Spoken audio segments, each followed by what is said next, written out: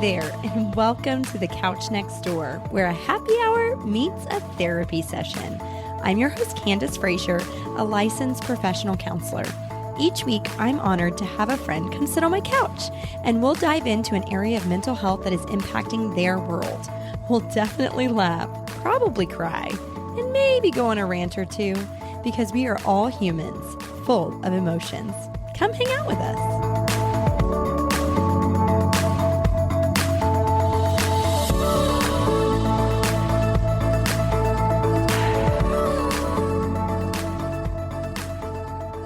This is such a fun conversation that y'all are in for today, and also very inspiring. I'm talking with Susie, Stewart, and Majong Peña on how they developed a friendship that feels like family. They talk about how the families in their neighborhood have formed a bond of closeness that make other neighborhoods super jealous, which I was definitely having some FOMO listening to the sense of community that these families have developed over the years. Listen to how creating a community with the people around you can happen first out of convenience, but become so much more. It's such an inspiring story, and I hope it will encourage you all to be able to reach out, form community with those around you.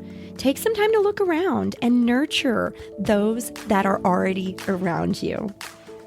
These families have created a trusting relationship, not only amongst one another, but also in a way that their kids can trust the adults around them. And I think that can be so life-changing.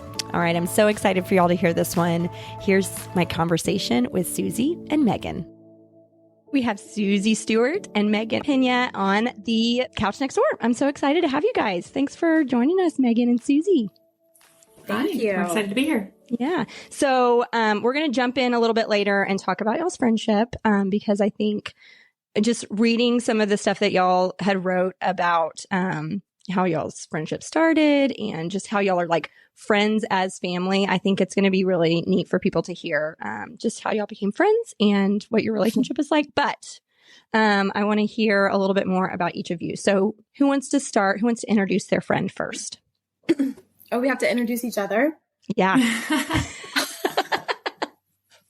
So tell us anything you need to know. What do we need to know about Susie? Majong. Okay. Susanna/Susie Stewart. She is a wife and mother to an 8-year-old daughter, Cameron. And then she's HBIC at a oil and gas company. What does that stand for? I don't know what that means. What does that mean? Oh, well, it has a bad word in it. Head be in charge. Oh. Yeah. Nice. Okay, love it. Okay. It's an official title. Yeah. Okay. Naturally. Yeah. Yeah. What more? What do you want to say more? Okay. So what is one of your favorite things about Susie and what's a favorite memory? Oh gosh. Okay. Susie likes to have fun all the time. So like, it's very easy to be like, hey, I want to go grab a drink, or I want to go to dinner, or I want to go shopping. Like, do you want to come too? She's like always down to do that. Yes, girl. Love it. Okay. Yeah. And if she can't do it right then, she's like, let me know the next time that you can go do something.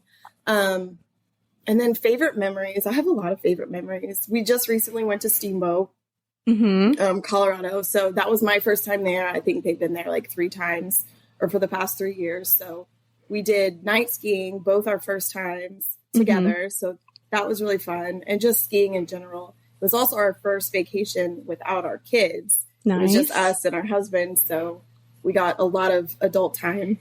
That was fun. And then, our Florida vacations are always a good time.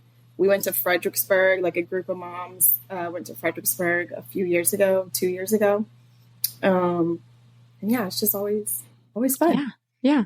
Well, and that's the thing I love about y'all's friendship is, it really is like friends, like family. Like y'all travel together, your girls are friends. Like and I know we'll talk a lot more about that, but I think that's what's really encouraging too, is y'all are just like literally doing life together. Yeah. So like going on vacation, just grabbing a drink, whatever, like it's just normal life. So that's really cool. Okay. All right, Susie, introduce us to Majong. Sure. Megan is a mom to 3, so she has her hands pretty full. She has an 8-year-old girl. Her daughter and my daughter are best friends. We'll get into kind of that's the origin story of our friendship. Then she has a 5-year-old son who is just the cutest, funniest. He's the greatest. And then she has he just turned 2, right? 2?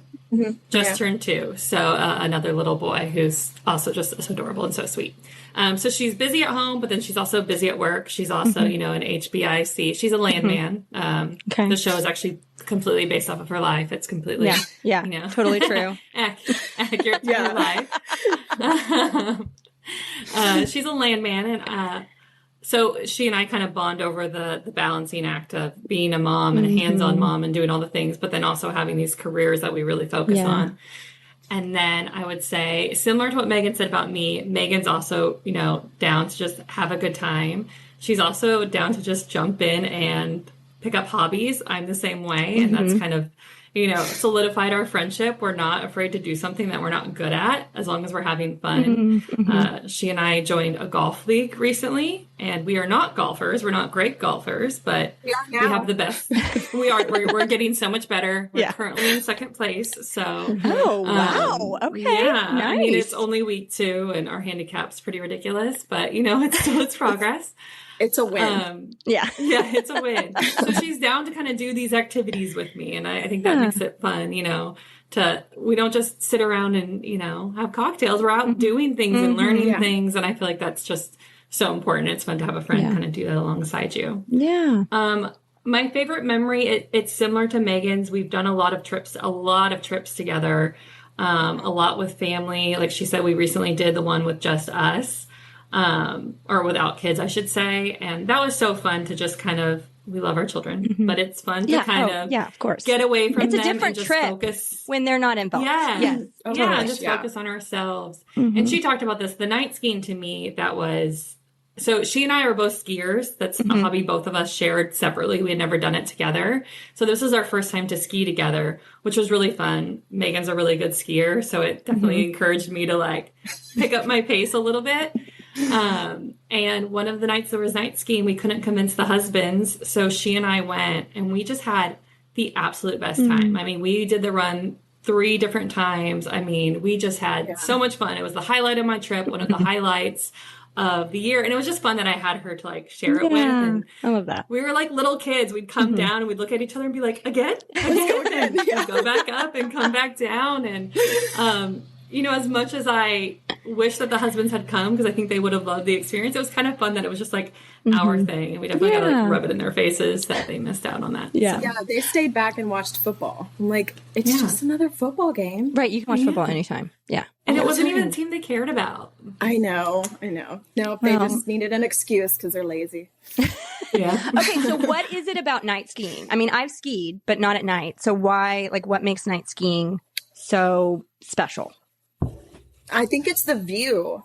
You have your view during the day, which is beautiful. And then you get to see it at night too. And it's just really cool. And I feel like you're kind of with the cool people that are out at night still. So you're okay, I want to go with these young people. You kind of had to be careful and move out of the way because they were getting it. But, I feel like the view is just a view that you don't get all the time. Sure. Yeah. Yeah. So. And even the ride up on the chairlift the first time we went up, because it's only one trail was lit up. The trail we were doing was lit up. Everything else is dark, and it's very eerie. The chairlifts are dark. It's very spooky. So you kind of have this adrenaline, kind of like you're going up on the roller coaster, and then just coming down. It looked like you were in a box of jewels. I don't know how to describe it, because you see the town lights. Cool. Yeah. And then there obviously weren't as many people because it's nighttime, and just coming down was just so cool and peaceful, minus the snowboarders kind of flying past me and, trying to knock me over. It was just a really cool experience. And something, every year I go to Steamboat, I see they have night skiing, and I've never been confident in my own skiing to ski at night because it's a blue run. It's a pretty tough run. And so, this was the first year that I felt confident, probably because I was having to, keep up with Megan. So I had to kind of step up my game. So it was a fun challenge, and we had so much fun doing it. Oh, cool. So recommend if anybody is highly recommend Oh, and they offer night skiing, highly recommend. Okay. That's good to know. Yeah. That's really Even good if it's to know. just like for, I don't know, 30 minutes or something, like just go do do it. it. Say that you've done it. And Yeah. Okay. Yeah. Cool. Okay. So who wants to start with their rant today? Who wants to rant first?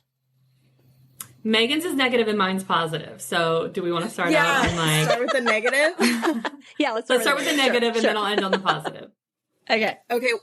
I feel like this is ironic because I'm actually at home today, but my rant is like remote work, and that I wish it was more. I feel like maybe it's just my company, but they're older gentlemen that run the company. Their wives are at home doing all the other things, and then the rest of us kind of millennials are trying to balance both. And they just they truly do not understand how much I get back from being able to work from home. So right now I'm in the office Monday through Thursday. Okay. We get the option to work from home on Fridays. So that's been great. But it's also at the end of the year last year, they kind of threatened to take that away. And they said that the industry is moving back to not remote work, like being in the office. And I was like, what? Where are they getting this information? I don't like this. So yeah, my rant is, I guess I'm asking for more studies to be done on mental health and how remote work and flexibility, in general, I feel like helps everyone. As long as you don't have to be micromanaged to get your stuff done, and you should be able to have that flexibility. And luckily, I do everything from a computer. We have Teams, we have all the things. I wish they understood that more and would offer more remote options to me personally. Well, it's interesting that that's your rant, because as an observer of, I have had my practice before COVID, after COVID. And so to see my clients that only could go in the office, the work from home was not an option. And then, to transfer to working from home, the consistent message that I've been told by my clients that have had to do that transition is they get so much more done because they don't have the chitter chatter, right? You're not running into people going to the bathroom where you're now having a 20-minute meeting in the, little lobby area. Yeah. You're not getting interrupted. If somebody really needs to talk to you, then it's much more concise. It feels like, at least that's what they're saying. And the commute, just even alone, they were I'm not having to sit in the car for an hour, to go to and from work. I just, sometimes roll out of bed and I'm working by 7. It's so much more productive in that way. On the flip side, though, I think it has been, and I wonder if this has been your experience, Megan, I think it's been harder for people to separate work and life because you just walk out of your office and now you're at home. And I think for some people, I know I've had to work with clients about this, we've had to figure out, okay, you need a commute time. I don't know if you just lay on your floor for 30 minutes before you walk into your living room. You need something to separate, home from work, because now you work from home. I don't know. Has that been hard for you, or was that kind of an easier transition? That actually totally makes sense because the whole time, even in the height of COVID, I think we were 100% remote from March 2020 to September, and they were having us go back. So I didn't really, it was a very short-lived time. And then I went back to fully in the office Monday through Friday. And then, I always complained about I wish I could just be at home. And then finally we got Friday, the optional work from home Friday. So I don't want to be at home all the time either. I need to get out. So I can totally understand people who are always remote, having not knowing how to turn work off and mom on type thing. Yeah. Well, Susie, do you work from home 100% of the time? Not 100% of the time. Okay. I go into the office 1 to 2 times a week. And at my company, I'm the one that's kind of helping to drive the decisions around whether we have people in the office or not. We actually moved out of our office during COVID. And so our office setup now is more geared towards, hey, come in, 1 day a week or twice. There aren't really set offices and cubicles. It's more like a collaborative working space. And we have found it's worked so well for our company. So most of our employees are working from home. Yeah. We're bringing them in, you know, once a week, maybe once a month to sit and meet with their team. I do feel like the face-to-face interaction is important, especially as we hire, you know, younger engineers, people who need a little bit more guidance. I'm definitely not saying in office there's not value there. There is, but I agree with Megan that I think working from home allows so much flexibility. And when I hear people say, because my husband, his office is kind of the same way, where they have a couple days where they're at home, but it's constantly being threatened that that's going to get taken away because they don't think people are working as hard. If your employees are remote and you don't think that they're working during that time, that's a reflection of you as a manager, not them, not working from home, in my opinion. I have my employees who work from home, and if I am concerned that they're not working, that's on me to make sure they are working and setting clear expectations and clear goals and having check-ins to make sure those things are happening. But for the most part, people are working. It's not like we come home and we twiddle our thumbs and just do laundry all day. Right. And if you are, we're going to find out, you know, like that's going to be a reflection of what you're not producing. And I'm very strategic about the days I go into the office and the days that I don't, because I get so much more done when I'm at home. I get through my to-do list. But then the days that I'm in the office, I know 2 hours of it is probably just going to be spent small talking and chatting, which is so important. It's an important aspect of the day. It's the relationship part. Yeah.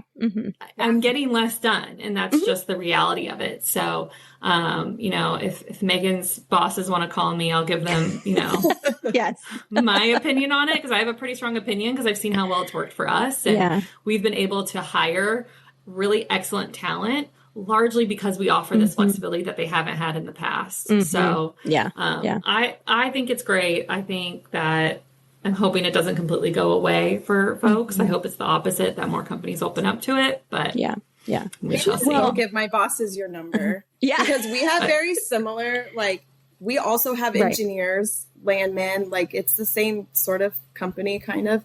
Where I work for, my company's a little bit larger, but like same thing. So invite me to your next happy hour. There you go. Okay. She'll be your date, and we'll talk about working from home. Well, and that's the thing, like at least for us, because my husband works from home 100% now. We've completely revolved our lives and schedules around the fact that he's at home. You know, so I think it was last week or the week before, they last minute said, you have to come into this office. And it's like, who's going to get my kid off the bus? I mean, now we're like having to rearrange our whole lives and figuring out who's getting here and who's getting that kid where, you know, because you just get very used to it. And so I know that can be really disruptive too. And it's like so back and forth. So, yeah. Okay. All right. Susie, what's your rant? Okay. My rant is a positive one. Just and it kind of ties into the whole friendship. I know making and maintaining adult friendships is not the easiest. Everyone needs to learn how to play Mahjong. I didn't even know how to say it. Mahjong. That's how you say it. Mahjong. Okay. Because I'm seeing you're our next victim now. No, we're going to teach you. Okay. It was really funny that's your rant, because I saw that you're doing that, and then I follow other people that are doing that, and I'm like, I don't even know how to say this. What is this? Okay, so tell me. Sweeping the Nation. If you've seen Crazy Rich Asians, it's like the crazy, almost like domino looking game that they play. Way faster than we play, but it's kind of like a domino tile game. Okay. Everyone needs to learn it. It's Sweeping the Nation.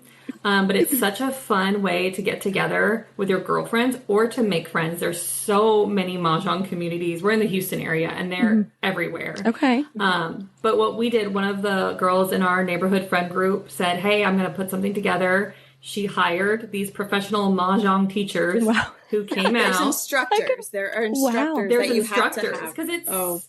There's you a lot of rules. Teach it's like yourself. this ancient, it's this like ancient Chinese game, and like there's some crazy rules to it. But they come and they teach you, and you know, after a class or two, you get the hang of it, and now you have this fun thing and kind of this excuse to get the girls together. And so now, you know, every week or so, a text will go out to the girls in the neighborhood, like, hey, who's down for Mahjong? And it might just be 4 people who just come over and play, or it might be, you know, 12 people and we set up several tables. And it's just this fun opportunity to like sit down and chat, and it's such a fun game. I'm awful at it and I still love it. Megan's pretty good at it. Okay.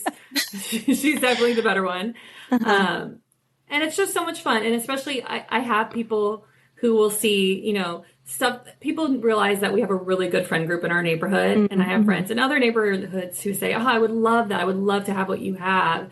And I highly recommend starting a Mahjong group. You know, get on your neighborhood Facebook group and say, hey, if I get instructors who's interested in learning. And it's a great way to kind of bring everyone together. And it's just a lot of fun. It's also very aesthetically pleasing. Like the tiles, they have so many pretty tiles. So like if you want a pretty hobby, play Mahjong. It's expensive, but what hobby is not expensive? All the good hobbies. Well, it's just what you're choosing to invest in. But what y'all are saying, it's not just about playing the game. It's also like a way to connect with people. Yeah. Oh, for sure. Totally. And it's kind of nice because it's good if you want that social group, but if you're a little bit more introverted, it's honestly a great game for you because you really can't small talk too much while you're playing because you're kind of strategizing, doing things. So if you want to like get to know people, but you don't want to have to deal with like the constant small talk, sometimes that wears on me. Yeah, me too. Just sit at the table and play the game. You know, you don't really have time to ask about, you know, everyone's, you know, life. So, highly recommend. Everyone needs to play it. So what makes you good at Mahjong? Like you said, Megan's good and you're not as good. Like what makes you good at it? It's just the strategy. She's good. Don't let her tell you she's not. Okay. Yeah, I think it's okay. So like you get a bunch of tiles. You get 13 tiles, and then you have like a card that it has all the different lines that you could do to win. So it's trying to figure out like the odds of getting this tile to put this pairing together, and like knowing, okay, with my hand, what's the line that I should go for? And that is extremely daunting. That's the hardest part is like literally just starting. But yeah, it's knowing all the different combinations and being like, oh, okay, the odds of getting this line is probably better than this line. Cause you want to be the first to get your Mahjong line. So yeah, it's a race to get the tiles that you need. Okay. So do you play a puzzle, but with strategy? So do you play a bunch of little games and then like there's a major winner, or is it like each game is separate? Like each little game? That's how a tournament would work is like you have your table, you have a bunch of tables of 4 and then the winners of each of those go like bracket style. But yeah, if when we just do our groups, like we just play a bunch of games and nobody's like the ultimate winner unless it's our friend Carolyn who wins like 5 times in a row. It's every single game. It's crazy. She's the good one. She's the good one. She's really good. But yeah, we just did a tournament last week. And I think it was 11 or 12 of us who ended up going to it. We rented a party bus, took it into town. We had so much fun. It was just, you know, kind of a fun Wednesday night. And it's such a fun game. You can play with your family. We've taught our girls how to play it. So sometimes we'll play with them, which is fun too. Yeah. So Nice. Highly recommend. Okay. I will. Is there like a website or something? We can send you so many links. Send me something. I will put it in the show notes if anybody's interested. Okay. Perfect. Perfect. Okay. All right. Are y'all ready to jump in to our conversation? Yeah. Okay, cool. So I know Susie because, which is really funny. I don't know if Megan knows how I know Susie. So Reagan is the reason that I'm married to my husband. I don't know if you knew that, Megan. I got the quick and dirty of it. So yeah. Megan the matchmaker. He was a matchmaker. Yes. I have to, you know, credit him for me having the guts to say hi to Jason Frazier so that now I can be married to him. Because stalked him. I stalked Jason for 6 months before I could speak to him. And then I took Reagan to an event at school and that was my in. I was like, that's his best friend. Okay, this is it. This is my chance.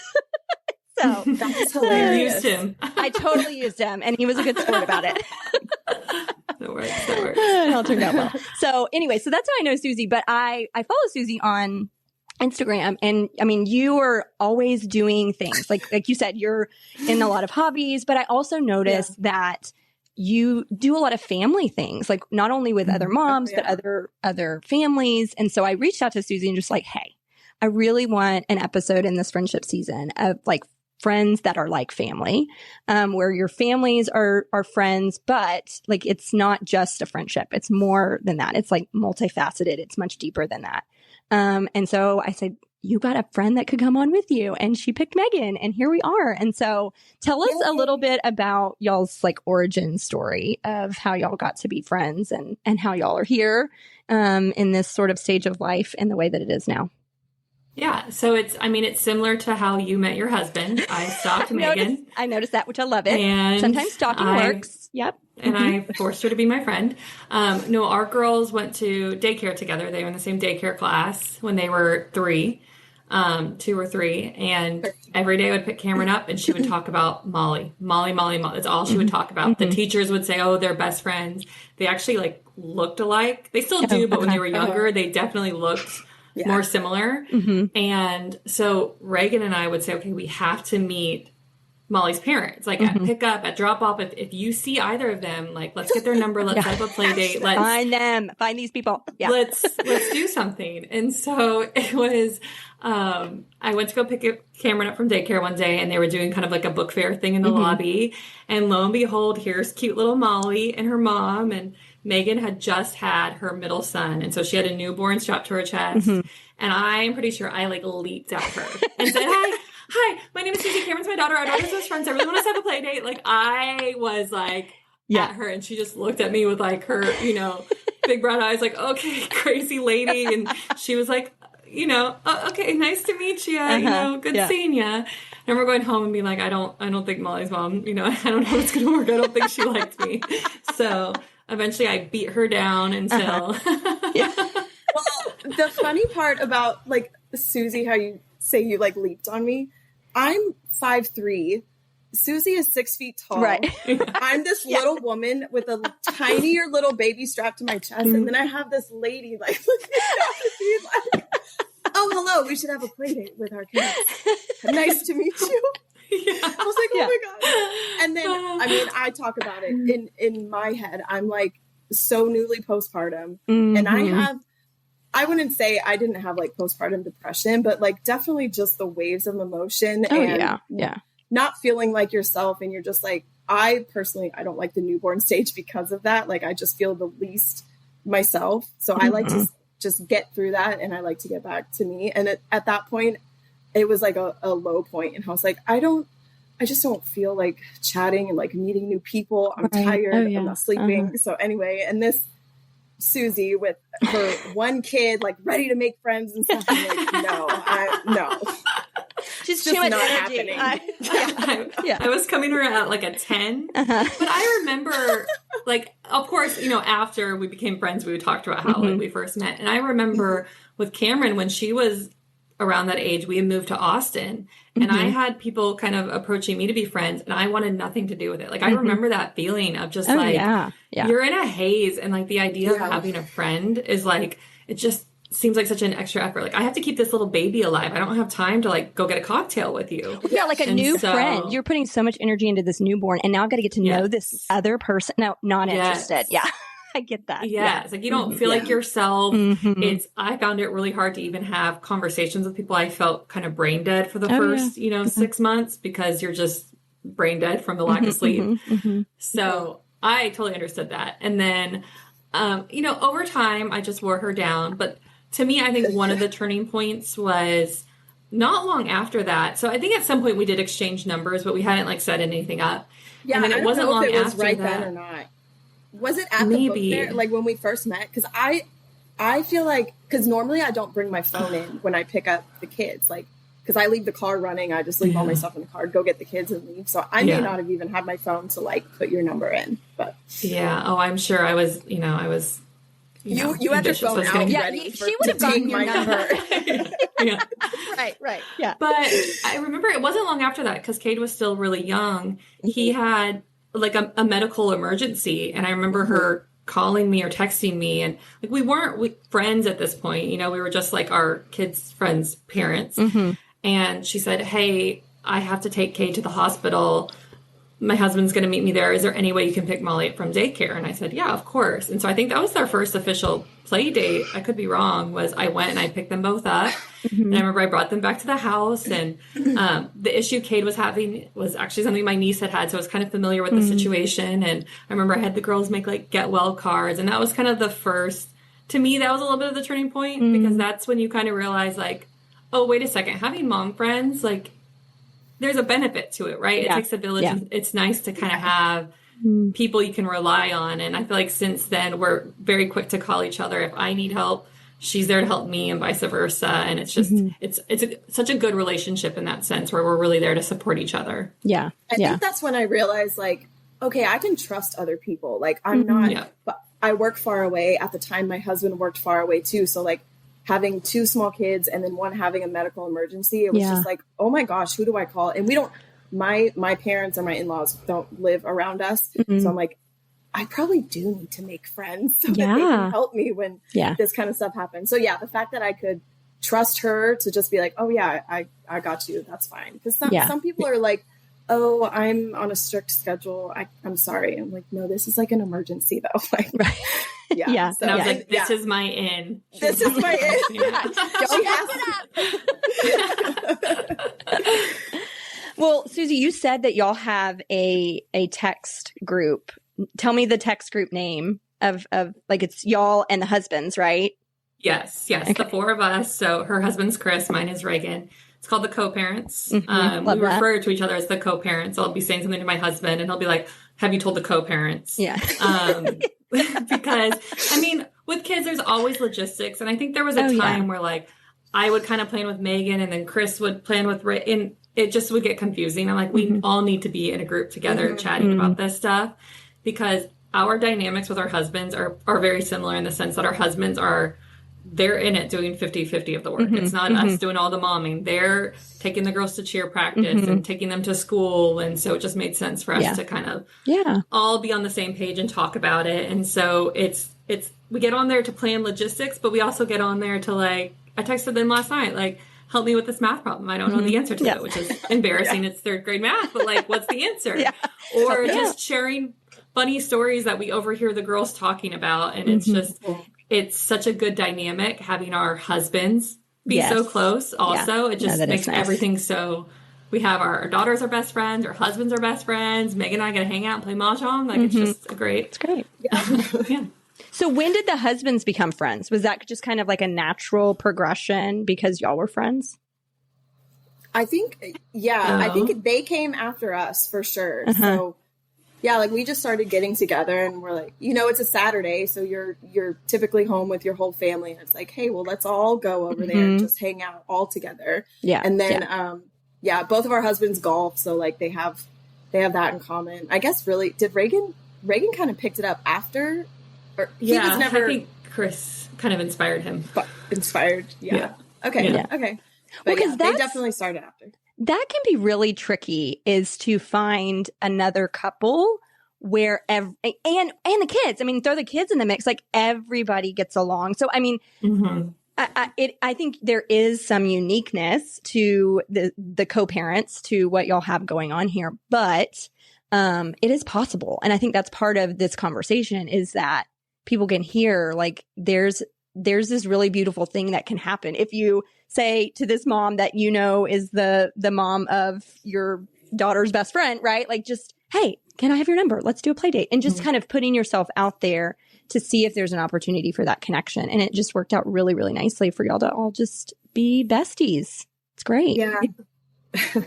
Yeah, and we have, I mean, even beyond, just Megan and I, it wouldn't be realistic for me to invite the whole neighborhood group on, but we have of course this amazing neighborhood of women, another group text where we're always chatting back and forth about things. And it's just, to me, it's such a, I can never leave my neighborhood now because I'm just so spoiled by the fact that I have all of my friends, 2 blocks away. And it's just, it's so nice. The kids can all play together. And it's great. That is nice. Well, so how did it get to be like that? Because I think that's the other thing. I don't know I think that's something that people look for as well is like, how do I get connected with my neighbors so that it feels like we're doing life together? So how did that happen? Susie started it. Okay. Yeah. Kind of luck. So when I moved to the neighborhood, I moved there already knowing 2 of my really good friends who were sisters. They lived there. So I said, let's move there. We'll, have immediate friends. So there was already that group of us. And I think when you already have a group of people, it's easier to like approach people and like, absolutely. It just makes it easier. And so they would kind of meet people, I would meet people, and we kept just kind of like bringing this group together. And that's when Megan came in. There was, this group of ladies were hanging out, and I invited her one time, I think it was for Halloween. And that was like the first kind of official time she hung out with all of us. And we always joke that like after you hang out with us for the first time, then we vote to decide if you're, initiated into the group. Okay, nice. Megan passed. And so the group has just grown, and there's a lot of girls in the group. They're starting to, the younger ones are boys, so the boys are coming up, but it's a lot of girls around the same age. So we're all girl moms first. Girl moms first, right? Yeah. Okay. Yeah, pretty much. And then the second wave is all of the boys. A lot of boys. So we've been able to plan all these kind of fun mother-daughter things. Like we do, we call it a late over. It's basically a sleepover without spending the night. Nice. We started that during COVID, so 2020. So we've done, I think that was our 5th year that we just did. We had our 5th and we one. wear matching pajamas, and we have all these traditions that we do. Oh, and I love that. it's so fun to like have all these like events and memories, and the girls are with their friends and we're with our friends, and it's just, it's fun. Yeah. Yeah. Well, and one thing I was going to ask is, what is your favorite thing about your friendship? I feel like we've kind of already answered that, but I do want to highlight something that you both said in that form I asked you to fill out is y'all's ability to have an identity outside of being a mom within not only the friendship between the two of you, but like this friendship of neighborhood families, right? Like it's y'all are friends maybe because you're neighbors and because your kids get along, but y'all do things outside of parenting and outside of your kids' activities to connect. So it's not revolving around your kids, which I think is so important to highlight, because I think oftentimes we think, oh, if I'm going to have a mom friend, then we just do mom things, right? We just hang out at our kids' soccer games together and that's it. Like we don't do anything else outside of that. And I think what y'all have developed is a way for there to be a deeper relationship, a more enriching relationship, because y'all aren't just revolving it around your kids. So can y'all speak to that a little bit more about like just this idea of not letting this identity as a parent, as a mom, be the only reason you're friends with maybe a group of people in a similar stage? Yeah, actually, so I feel like we kind of keep tally marks of like, okay, if we do something as a group for our kids and with our kids, then it's like, okay, now we get to do something without, you know what I mean? And it's kind of like we're going tit for tat. Yeah. But it's like, okay, we're doing all of this for our kids. And that's also very mentally draining to plan things and do all of that. And then, sometimes there's drama back and forth about like whatever, but then it's like, okay, that was nice for them. Now we get our time. So, I like that we do that. We make sure to do things with our kids and for our kids, but then it's like, okay, remember that we're also adults and we don't always want to do that. Like, yes, I want to go out for a drink and go play Mahjong in a kid-free area. Right. Yeah. Yeah. I think it's so good for our kids to see, my mom had 4 kids, and so she had her hands full, and she didn't have time to do as much of the stuff, that I'm able to do. And so it was important to me to be able to take the time for myself. I knew for my own mental health, I needed that. And so I think it's good for your kids to see you having a life outside of them, seeing hobbies outside of them. It's not always me driving my daughter to dance class. She's seen me go to dance class, or she's seen me go to golf and do things that are fun. So I think it's good to have space from your kids, but I also think it's a good model for your kids to see you as a whole human, and not just, the person who cuts the crusts off their sandwich. Right. Right. That's so true. Yeah. Cause even I know when I'm with my kids for too long, like I become unpleasant, and then it's like, they always see the bad side of me. Yeah. I want them to see me when I'm having fun with my friends doing adult things. Yeah. Well, and y'all are modeling like what adult friendships look like too. And so that they can know what to maybe look for as they get to be adults. Cause I think like what you said, Susie, I think about my mom, and when I was growing up, I'm an only child. And so a lot of her friends would be my friends' moms. But then once we graduated, it's not that they weren't friends anymore, but they weren't doing anything because their friendship revolved around us. So, and she missed that. She was like, oh, I just miss going to the football games. I miss going to the track meets. I don't see my friends anymore because everything we did was around what y'all were doing. And so I think what y'all have established is life outside of our kids so that when our kids grow up and are launched into the world, we still have a friendship. Like we are still connected on other levels, not just with our kids. Well, and we talk about that because, you know, our girls will bicker. They're like sisters. They love hard, but they fight. And there's going to be a time that they're going to get, you know, when they're teenagers, they're probably going to get into a real fight where they're not talking for periods of time. And that's going to be real awkward for them because we're still going to be hanging out. And they're going to have to figure it out. They're going to have to get over it. And, you know, that's the way it is. But I think you mentioned you were an only child, and I have an only child. And when we made that decision, my husband and I, to just stop at one, it was really important to me to raise her around other kids. We don't have family nearby. She doesn't have cousins nearby. I didn't want her to live in this kind of lonely world because, you know, I think a lot of people associate an only child as being lonely. And so building this group of friends around us and her experiencing all those dynamics, I think is so important to hopefully keep her from, you know, being a stereotypical only child, which I'm sure you always hear about the stereotypes.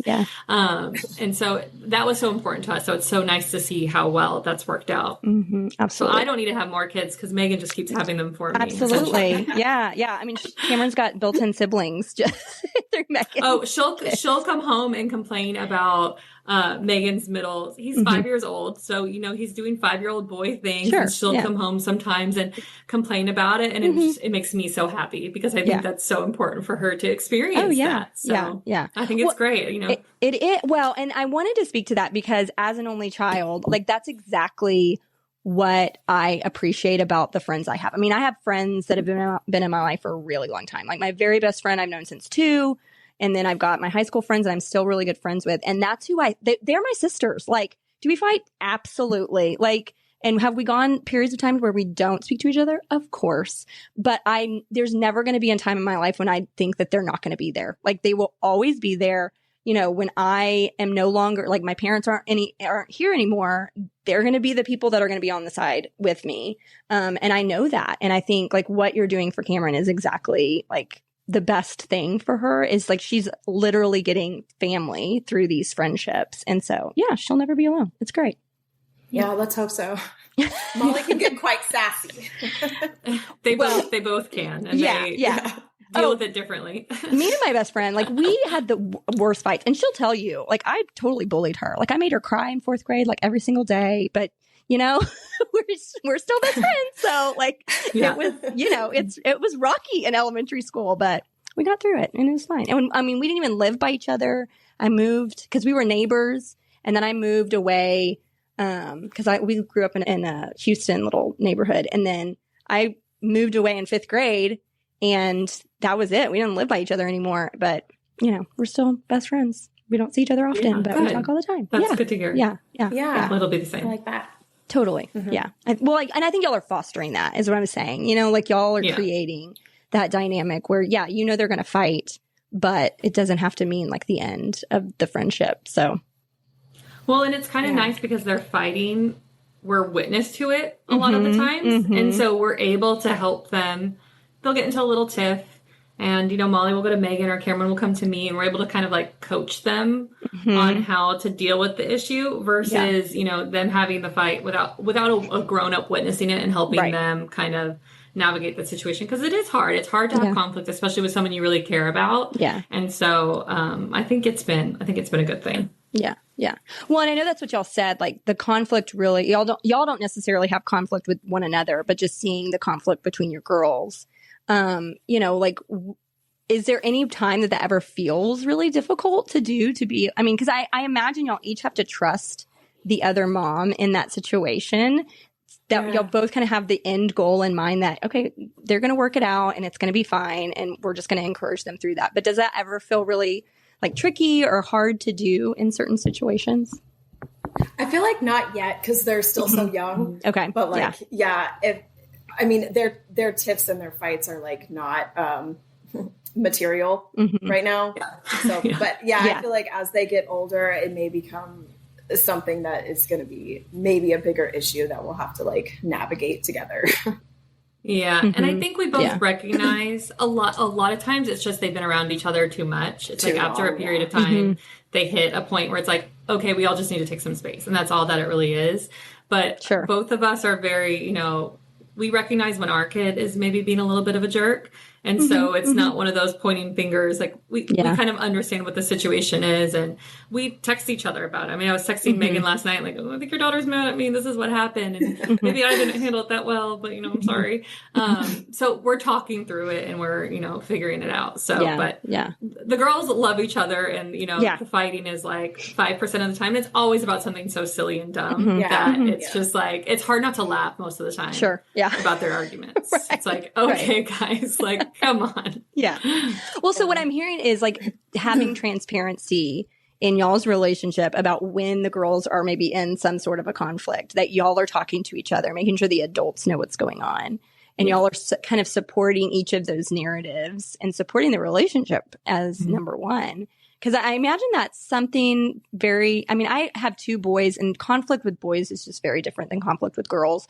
And so I imagine it's so important that y'all as the moms are chatting about that, and y'all kind of are getting the stories and like, okay, well, this is what I'm hearing, but it's probably somewhere in the middle. Like that there's that good communication so that y'all can figure it out all together rather than it just like being completely split on 2 different sides.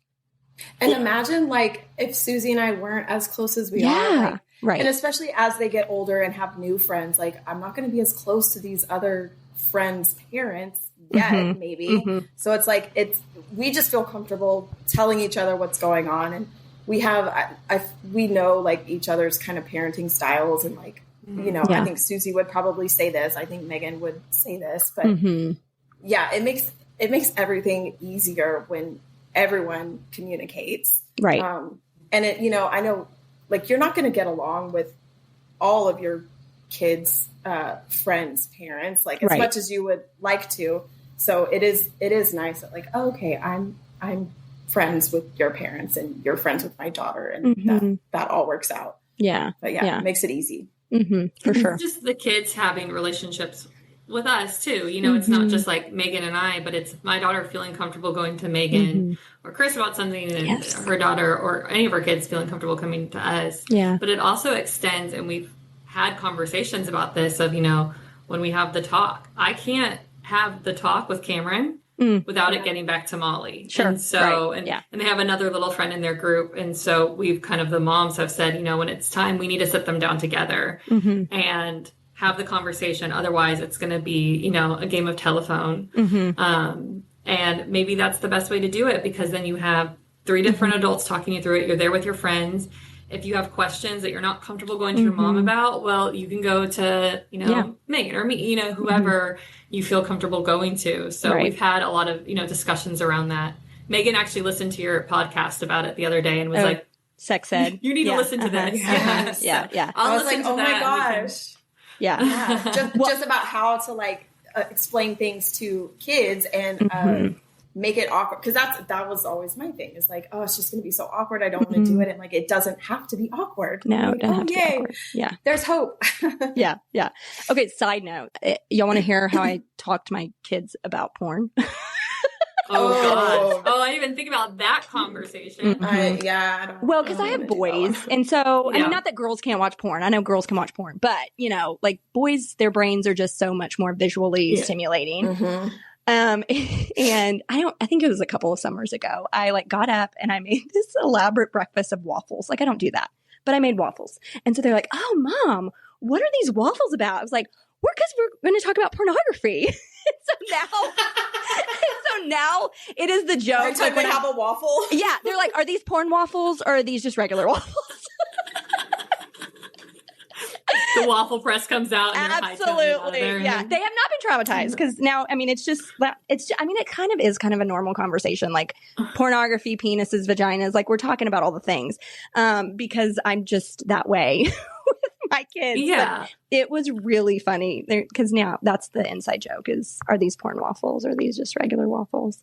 But I do. So moral of the story, don't make a fancy elaborate breakfast that you never do, because then they're like, something's up.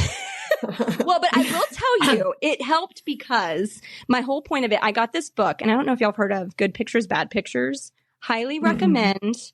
And the reason I like it so much is it's not just about pornography. It's about how our brains get impacted by anything that can be addictive. So it really, and that was the reason I made a breakfast, because I wanted them to all sit down, and food is attractive to these two kids of mine. And so I knew they would sit down. I knew they would want to eat, and we could pass this book around and actually have a conversation. And even though it was silly, it worked. And we had some really good conversations about just even addiction. Like, we didn't talk much about porn, but we talked about addiction and like what we need and what we want and what's the difference. So anyway, I highly recommend that book. Maybe don't do the waffle thing, but definitely get the book. We probably have need the time. that We're for just like gonna call you. Yeah, you can call me. Yeah. No, we probably need to do that with like the iPad and watching videos and stuff, because oh my gosh, that's why I did addiction. it. Yeah, because I mean, they're scrolling and you don't ever really know what's going to pop up, and that's the thing. I just wanted them to know that they could come and tell me, because I saw porn for the first time at a sleepover. My friend popped in a video of her older brothers thinking it was a movie, and it was pornography. And and so if it was that easy in the 90s, like I can't even with YouTube. That's and so true. Yeah. So I was like, okay, I need to do this, because I don't know. I don't want to always be, I mean, I monitor my kids, but I don't want to be like always on them. I want to trust them that they know what is appropriate, what is not appropriate. And if they see something inappropriate, that they know what to do. And that's kind of what the book talks about. Like, this is what you do if you see something, and this is maybe what your brain does when you see this thing. And so just them understanding it. But it was really good. I think my youngest was probably 6 or 7 when we went through it. And so my oldest was like 10 or 11. So, and I just did it with both of them, because I mean, they do a lot of things together, even though they've got a 4-year age gap. I mean, they do a lot of things together. And so if one sees something, I'm sure the other one would see it too. So you definitely. Yeah. Well, and it's so good that you it's about opening the door of, if you see something, if you want to talk about it, that's something that's really important to me with Cameron. So even when she does ask me questions, as uncomfortable as they are, I don't want to shut them down, because I don't want her to feel like she can't ask me questions and not get an honest answer. Now, I'll kind of tiptoe around it if I'm just not prepared to answer some things yet. I just don't know the way to answer them for her age. But I don't want to, we're not going to talk about that. I try to give her just enough. Well, that just and I find sometimes you just need a little bit. Totally. Yeah. Yes. Sometimes I can give them, just enough where she's like, okay, good, moving on. Yeah. You got to give them something. You can't just be like, we don't talk about that. Because then they're just going to, Yes. If somebody said that to me, like, I have a secret, I'll tell you later. I'm like, no, tell me now. You're telling me now. Yeah. Tell me now. And they're at the age where at school kids know things. I had 2 older brothers, so I knew things probably younger than my daughter definitely does. And as soon as I would learn things, I felt like I had to go to school and share it. It's like knowledge is currency for that age. And so you you have to share it. You have to put it out into the world. And so that's why if I do have conversations with Cameron, I want to make sure Megan and our other friends are aware of it, because if it trickles back down to them, I want to give them the opportunity to have that same conversation with their child if they want to. If not, well, sorry if my kid. Sorry, I'm not responsible for the things they say. Right, exactly. Well, and that's the thing. So that woman that I interviewed on that episode, Kristen, that's something that she says a lot is, when your kid asks a question, like, get some clarifying information, because they may not actually be asking the question that you think that they're asking. And I never even thought about it. Like, when they ask me, I'm like, oh God, what, am I ready for this? But they may not even actually be asking something that my mind just goes straight to. Right. Yeah. Right. Yeah. They're so innocent still, like they'll say things or do things that as an adult, it makes you uncomfortable because you have certain feelings attached to it. But like, they don't have those same, and you don't want to put that onto them yet, because they're not there yet. Yeah. But I love what y'all are saying is that, like, as a collective group, being able to have some of these really hard conversations together, not only so that you have support between the different families, but also for your kids to have support from different adults. Because I think that is a major thing that is helpful in parenting, is when your kid has another trusted adult that you trust, but they also trust, to go and ask certain questions or get support from, that's not their parent, because it's just different. It's just different getting that sort of a kind of relationship from somebody that's not your parent, but can also be really trusted. Yeah. Okay. Okay. What is something that y'all have learned about friendship as a result of the friendship between the two of you? I think that it makes life easier when you have good friends around you, and you have a support system that you can rely on, especially when it comes to motherhood. Motherhood can be very lonely. It can be really hard. And so it's so nice to have people that you can commiserate with about like the tough stuff, but then also laugh about the ridiculous stuff with. So to me, it's just made my life feel more full and more supported. Yeah. Yeah. What about you, Megan? Yeah, it takes a village is like really, it's so cliche, but it really, really does. And it's just nice to have a village. Like, if you don't have one yet, like just reach out. Somebody is bound to be friends with you, you know? But like, even I was talking to my husband the other day, and we lived here for 2 years before I met Susie. And that was because the daycare, our neighborhood is newer. So the daycare didn't open until 2019. We moved here in 2017. So like everyone's kids are not in like one place. So it was harder to meet people then. Like, yeah, you had your neighbors right next to you, but like, you know, it was weird. I was like, I can't imagine still living in this neighborhood and being happy if I didn't have Susie and if I didn't have all of our other friends. Like, it would be so miserable. So that's actually what I was crying about earlier, was like, I owe Susie like a huge thank you for like inviting me to that Halloween party where I met everyone else. And thank you for voting me into the group. I really appreciate that. You passed with flying colors. You know? Yay. But yeah, I remember we had lived here for 2 years already, and we were already kind of thinking about like, oh, let's move out to the country. Let's move out further. We want a bigger yard. We want this and that. And now it's like, oh, hell no. Like, I'm staying here till forever. Yeah. Yeah. We until joke our if, kids like, are grown and gone. Yeah. Yeah. But we joke, like, if Peña's moved, we got to move. Like, that's a co-parent decision. You know, you can't leave the neighborhood without us leaving the neighborhood. That's right. That's a co-parent decision. Yeah. If somebody moves right now, we're staying within the neighborhood, and like, yeah, nobody's going anywhere. We won't let anyone leave. Yeah. Yeah. We've just gotten too close. And I feel, sometimes I joke, like, I feel bad for my friends who live more than a mile away from me, because I've just gotten so spoiled with having everyone so close, where they're like a bike ride away. One of the girls moved to the other side of the neighborhood, and I have to drive to her house now. And I'm like, this is too much. Like, this is too much work. So yeah. Talk about putting work into a friendship. You're like, it's a 3-minute drive. You're like, no, there's a stoplight to get to your house. Yeah. When the stoplight is backed up, what do I do? Yeah. Right. So inconvenient. Yeah. Well, but I mean, you're right. Like, you get used to these people that are just there. And I mean, and what y'all been able to do is just create such a community of people that, like, literally people are choosing not to move because they can't imagine not having that sense of community, because that would be a huge loss, it sounds like, for everybody in this little group.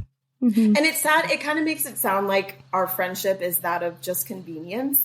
But when you live in such a large, like, you know, a suburb of Houston, that's massive. It's literally a 30-minute to an hour drive, like, wherever you want to go. So we can't just go hang out on the weekends and stuff. It takes so much more thought when you have to travel somewhere to visit a friend. And now it's like, oh, you're literally a bike ride away. That's nice. I'm not moving. And then another part of that is, I know how much effort it takes to create a good friend group. Like, if I were to move to another neighborhood and have to like start all over, like, I'm not interested in that. I like my friends now. I don't want to have to do what I did again. Yeah. Well, I mean, you said, you're right. Like, it maybe the friendships started out of convenience. Right. But y'all have developed it so where it's not just surface level. And so I think that's important, you know, and I want to hear what y'all have to say to people that may be listening to this conversation and really, really want something like this, but they don't know what to do. That, sure, people have neighbors, and that could be a really easy start, but there's something more to, I think, what y'all have created to make it what it is. It's not just y'all live next to each other. There's something more to that. So what would y'all say to somebody listening that really wants what y'all are describing and talking about? Like, what would your advice be for them to kind of just put themselves out there and try to create some sort of friendship group like what y'all are talking about? Learn how to play Mahjong. Mahjong. 100%. Yes. Step one. My rant. Being proactive. Attack your friend's mom at the book fair and make her be your friend. But be proactive. And it is easier when they're younger because playdates you're involved in the playdates. As they become teenagers, I know it's not as much the case, so it's a little bit harder for me to speak to that. But just put it out there. If you're setting up a play date, see if they want to hang out. And I'm not best friends with all my, all my daughters, and that's okay. Yeah. But if you feel like you kind of hit it off, if you feel like you kind of have like a similar vibe or similar interest, say, hey, do you want to come over and we'll have a glass of wine while the kids, play, or, let's set something up. And over time, you'll kind of see if there is like an actual friendship there. And then set things up away from the kids. So we're big on our neighborhood group always has something planned. Mother's Day, every year we go to a hotel and do like a spa day, girls' dinner, and we all look forward to it. And so it's on our calendar and we look forward to it every year. Or like a brunch coming up. So something on the calendar, I think helps. Always have like the next event planned. Otherwise life gets too busy and it's easy to kind of blow things off. But being proactive and just, talking to people and kind of, stepping outside of your box. Yeah. Yeah. Say the same thing for sure. I know it's hard if you're not like naturally a planner, but you do, if you're going to be proactive about reaching out, you have to follow up, like set the date, set the time, how much it's going to cost, directions, anything. Like give everyone, whoever you're asking to do something, give them all the information. And then you kind of like lock them in, like, okay, this is the date. This is where we're going. This is what we're going to do. Be proactive about actually planning it out and letting everyone know. Because then I know we joke about how like a lot of things stay in the group chat and never get out because nobody's being proactive enough to like set the dates, book the things, all of that stuff. So be the leader and get it all set up. And if you don't want to do that every time, you may have to do that several times until people pick it up and start it. And and if you are good at planning, then be that person. If you're not, you may just have to kind of push yourself to do that a little bit. Yeah. But I was going to say, like, as we have long a lot as of planners. we got lucky there, I guess. But yeah, for as long as Molly and Cameron have been friends, I mean, almost 6 years now, that like if they were still friends 6 years later and Susie and I just hadn't gotten close, like that person may not be your person, and that's fine. But like, I feel like the fact that they've been friends for 6 years now, we're close now, like obviously we vibe and have a good time together. But yeah, I know it's not always going to be like that, but sure. Yeah. Well, and I think, Susie, you also made an interesting point. Like when your kids are really little, then the parents are going to be much more involved, right? Like you're going to be there for the play date. There's more opportunity to connect. If I'm speaking to like parents of teenagers, taking those kids places, like that's their love language. So, I mean, they're being their Uber driver. You get a lot of information and they like it, and that's kind of where they get to connect. But I think I'm just speaking to parents that have teenagers, like that is a way to connect with other parents is like, okay, I can take them. Can you pick them up? Like I've got a neighbor friend and that's what we do. Like she's got a daughter that's my son's age and vice versa. And so like, Cambry going to the basketball game, I'll bring her home. Landry's going to be at the basketball game. Can you bring him? I mean, so just even that is a connecting point. So I think just even looking for opportunities for connecting points like that. Yeah. No, I think that's great advice. Yeah. Okay. So what would you each say to your younger self about friendship, knowing what you know now, whether that's based on this community of friends that we're talking about or just kind of what you know about yourself now? What would you say to your younger self about friendship? You want to go? Yeah, I would say surround yourself with people who support you and care about you. When you're young, you try to kind of conform to what you think your friends want you to be. And as you get older, you kind of realize, no, this is who I am. And I need people around me who accept me and love me just in that way. So I think that's probably the biggest thing that I've learned. But also that friendships, what's the saying? Like friendships are for like a reason or a season. I can't think of the saying. I've had a lot of wonderful friends throughout my life. Some of them I'm still friends with. I'm still best friends with my best friend from 7th grade. There have been other friends along the way that I've lost touch with, and that's sad, but that's kind of life, and you're going to have friends from different chapters of your life, and I think that's great. Now I'm in my mom chapter of life. Yeah. Mm-hmm. Yeah, I would just say, be authentic, basically, and don't force a friendship just because you think it needs to be there. Like, it could be, my mom and her are best friends, so I need to be friends with the daughter. Like, it's not necessary, but nice, obviously, when it works out. But don't try to force a friendship, because then I think it's just, that's how you can grow resentment for like, well, I did this for you, and like, you didn't even appreciate it. Like, why did I do that? Yeah. That's good. And I also think surround yourself with people who think differently than you. I think sometimes the media tries to paint this picture that, it's this side versus this side. And I can tell you, Megan and I voted differently in 2024, and that's fine. Our whole group has very different thoughts and feelings, and we respect one another. We, tease one another sometimes about it, but it's okay to surround yourself, because sometimes you need to hear the things that go against what you thought you believed in. And so I think, don't feel like you have to vet people's, political or religious beliefs before you're friends with them. Invite them in and hear what they have to say. And I think that's important. I do too. Yeah. And you'll realize like how alike and similar, like at the core, a lot of us are. It's not so polarizing as what you see on the TV. Yeah. But you have to talk about it.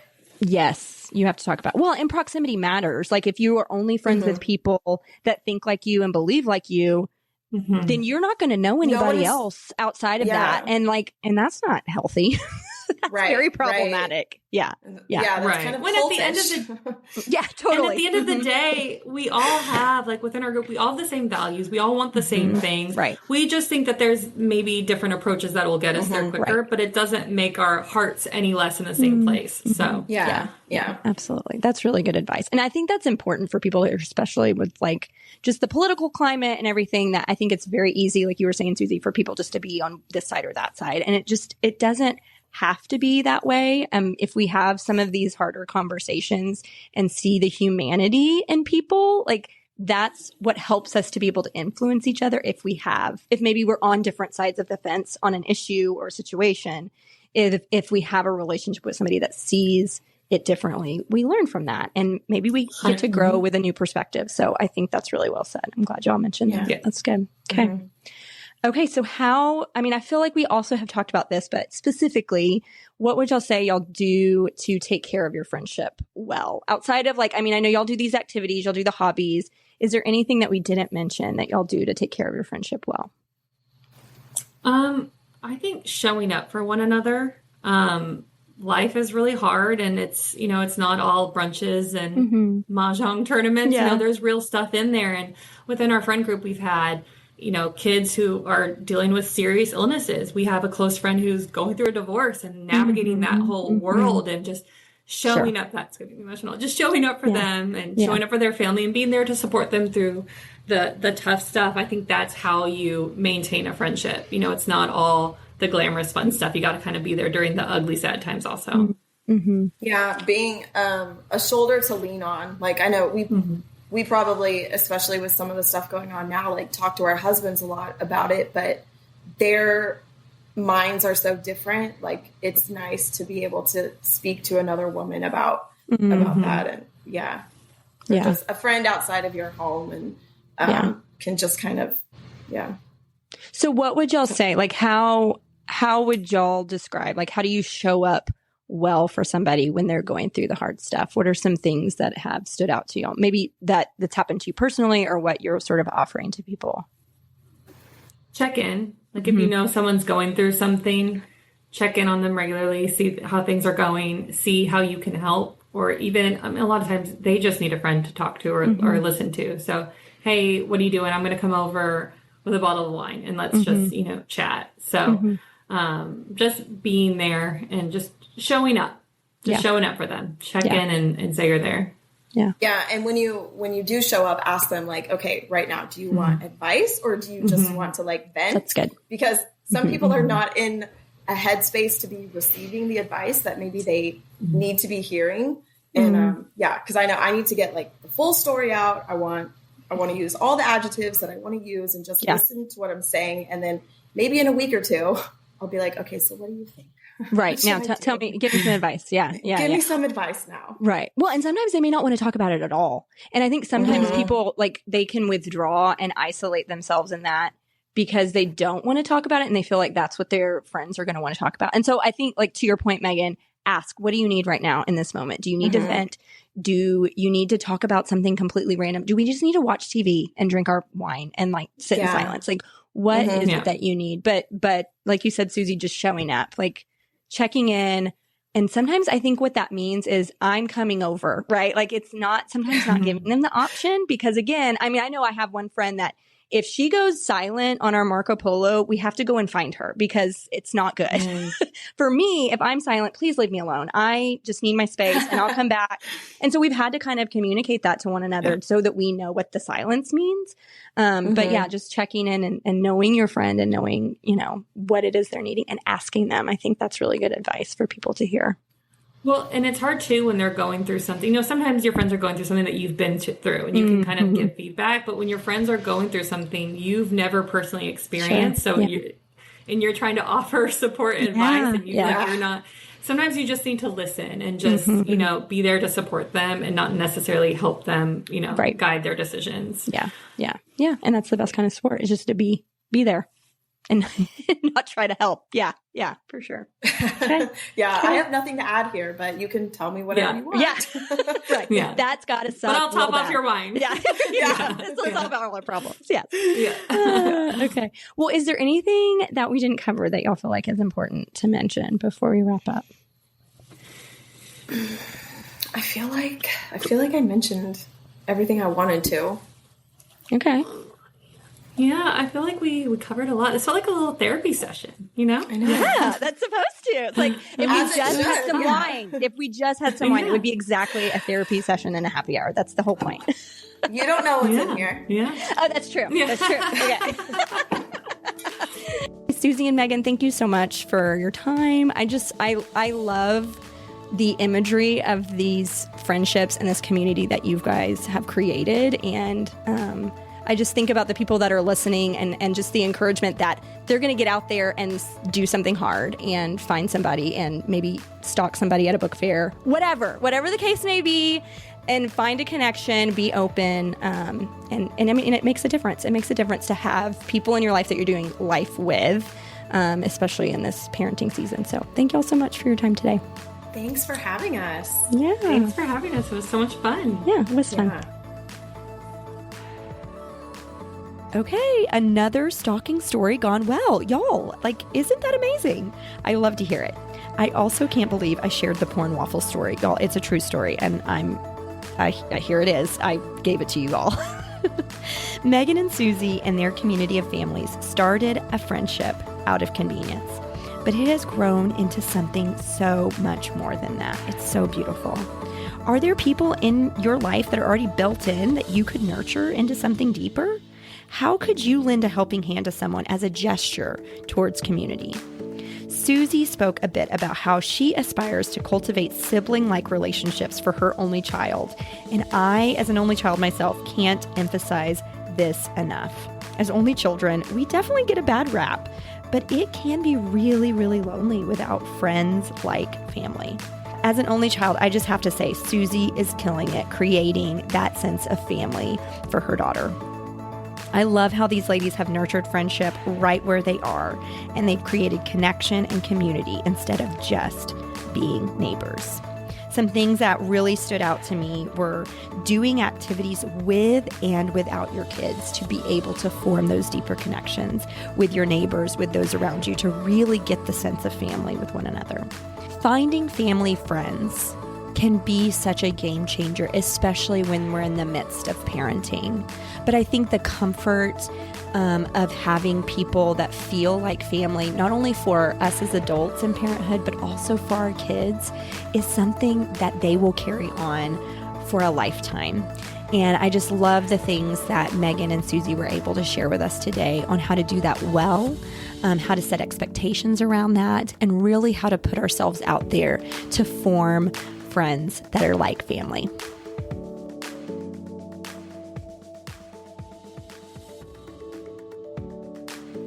The information included in this podcast does not replace that of your own professional therapy.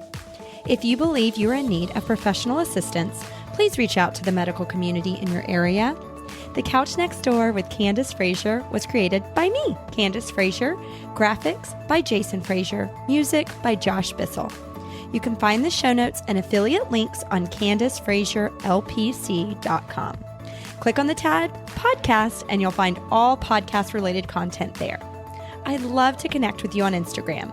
Find me at Candace Frazier LPC. Give the show a rating or review wherever you listen to podcasts. This really helps get the show to more listeners in the world, and I would be so grateful to see what you all are loving. Until next time, show kindness to yourself and those around you.